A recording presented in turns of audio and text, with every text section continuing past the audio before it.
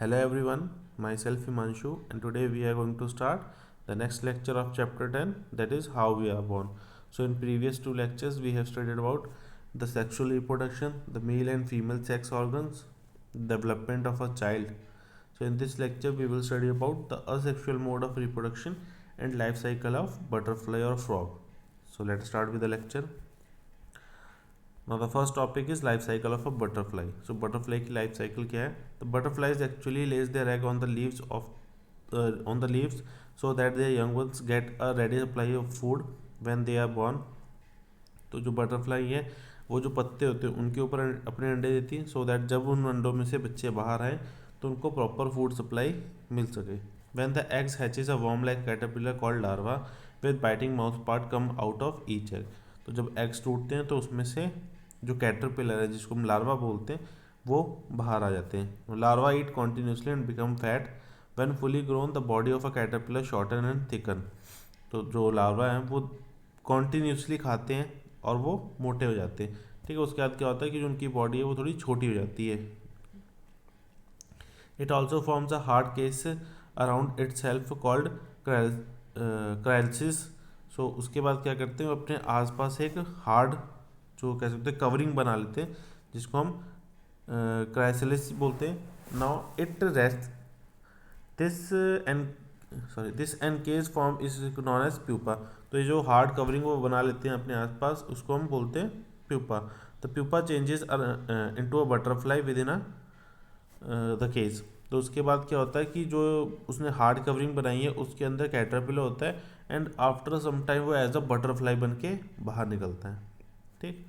The mosquito also passes through the larva and pupa stage before becoming an adult mosquito. The change of the form that an insect undergoes is known as metamorphosis. ठीक है, तो जो mosquito है वो भी कुछ इन्हीं stage से गुजर के एक पूरा मॉस्किटो बनता है. एंड ये जो प्रोसेस होती है एक ड्रास्टिक चेंज कह सकते हो आप इसको, बिकॉज देखो एग्स से पहले caterpillar then after that pupa उसके बाद एक बटरफ्लाई बनती है. तो बहुत ड्रास्टिक चेंज होता है इनके बॉडी शेप में. तो this drastic change is known as metamorphosis. ठीक. Now in frog there are 3 stages from egg to an adult. Basically frog में 3 स्टेजेस होती हैं. फर्स्ट वन इज एग, उसके बाद टैडपोल्स, उसके बाद फ्रॉगलेट्स जिनको हम टैडपोल्स विद फीट बोलते हैं, and the last one is adult frog. ठीक. Now next is asexual reproduction. अभी तक अपने जो पीछे लेक्चर्स जितने पढ़े दो उनमें हमने सेक्सुअल मोड ऑफ रिप्रोडक्शन पढ़ी.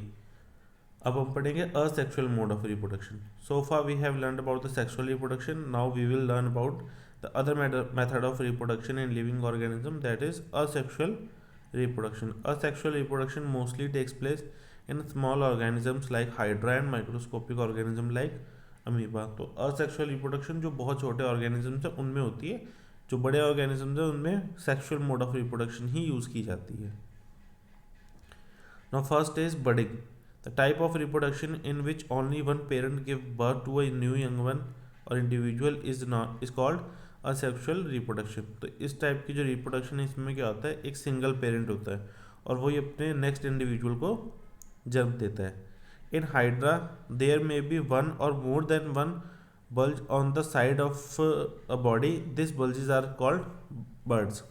तो हाइड्रा में क्या होता है, उनकी बॉडी के साइड पे कुछ बल्ब लाइक प्रोजेक्शंस मिल जाती हैं and that bulb like projection is known as buds. ठीक है, आप देख सकते हो जैसे इसके हाइड्रा की जो फर्स्ट स्टेज है उसमें आप देखोगे नीचे थोड़ा सा साइड पे एक बल्ब लाइक प्रोजेक्शन है. सेकंड स्टेज में वही थोड़ी बड़ी होगी, थर्ड में और बड़ी होगी एंड फोर्थ में वही एक एज अ हाइड्रा की तरह वो पूरी बन के टी अटैच हो गई. ठीक. The buds in the body wall of a hydra grown into a new individual and simply break away when they mature. तो देखो फोर्थ फोटो जो है उसमें दिखा रहे हैं कि वो पूरा मैच्योर हो गया और वो अपने पेरेंट बॉडी से अलग हो गया.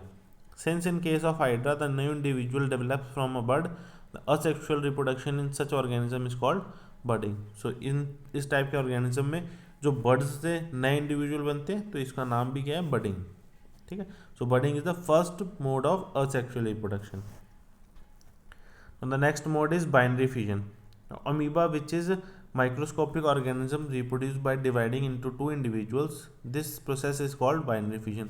तो जो अमीबा है वो क्या करता है, वो बाइनरी फिजन जो प्रोसेस है उससे रिप्रोडक्शन करता है। इसमें क्या होता है कि एक बॉडी होती है, उसके बाद वो स्प्लिट होके दो बॉडीज बन जाती हैं, देन दो बॉडी बन गई, वो आगे फर्दर स्प्लिट होके 4 देन 8 देन 16 ऐसे डिवाइड होती रहती है। इसको बाइनरी इसीलिए बोलते हैं बिकॉज ये एक से दो बन जाते हैं।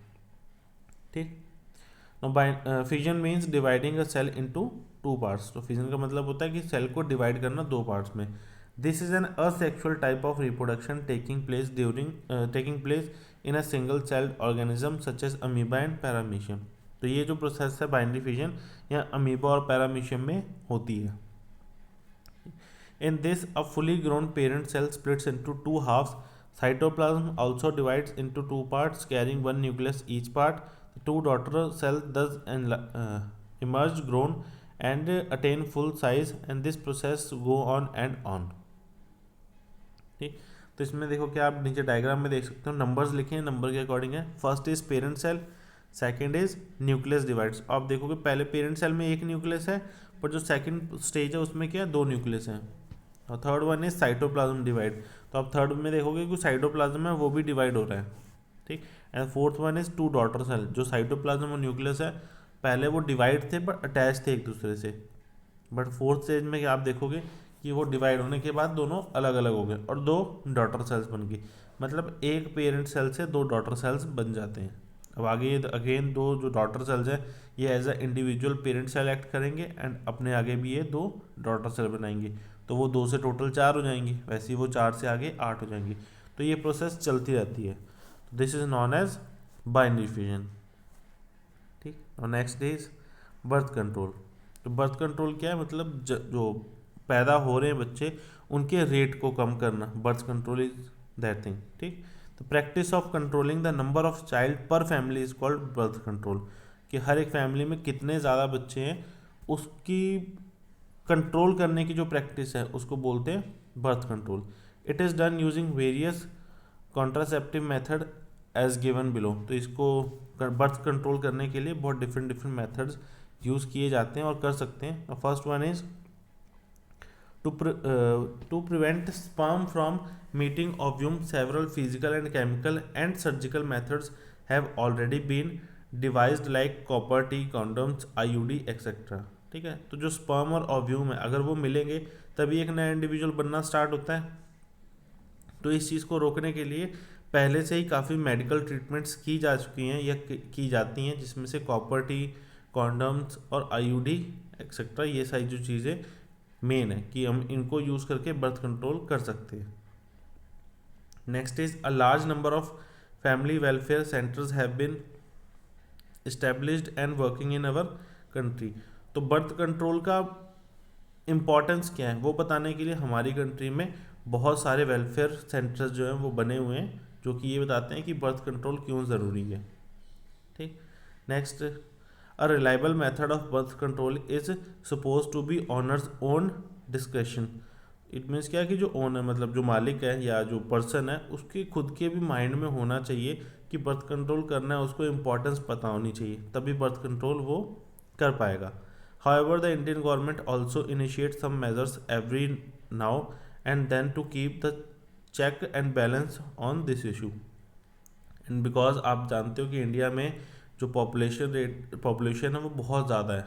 ठीक है, तो इसके लिए जो इंडियन गवर्नमेंट है वो भी बहुत सारे स्कीम्स कह सकते हो या फिर बहुत सारे ऐसे आइडियाज़ निकालती हैं कि जिनसे जो पर्सनस हैं उनको या जो इंडिविजुअल्स हैं उनको बताया जा सके कि बर्थ कंट्रोल कितना ज़्यादा ज़रूरी है।